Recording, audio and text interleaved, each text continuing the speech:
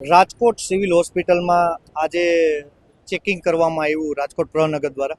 આગામી દિવસો પહેલા મને પ્રેસના માધ્યમથી જાણવા મળ્યું કે આવારા તત્વો અહીંયા બેસે છે, લુખ્ખા બેસે છે, દારૂ પીને આવે છે. બીજું કે રાજકોટ સૌરાષ્ટ્રની સિવિલ હોસ્પિટલ મોટી છે, તો 108 આવતા ગેટમાં રિક્ષાઓવાળા ઘણા ત્યાં આડા રહે છે, તો 108 2-3 વાર એને ઊભી રાખવી પડે છે. તો એ પણ જાણવા મળ્યું. તો ત્યાં રિક્ષાવાળા પણ જે લોકો બેસે છે ખોટા વિરુદ્ધમાં, એને પણ આજે પોલીસે એને બાઇન્ડ કાઢવામાં આવેલા છે અને સરપ્રાઇઝ રાજકોટ પ્રહનગર પોલીસ સ્ટેશને જાણ કરતા સરપ્રાઇઝ ચેકિંગ કરવામાં આવેલ રાજકોટ સિવિલ હોસ્પિટલમાં. ચેકિંગમાં રાજકોટ સિવિલ હોસ્પિટલમાં પોલીસને મેં એવું કીધું હતું કે જે લોકો જ્યાં બેઠા છે તેને સરપ્રાઇઝ ચેકિંગ કરો, કે તમારા રિલેટિવ કોણ છે એનું પાસ ચેક કરો.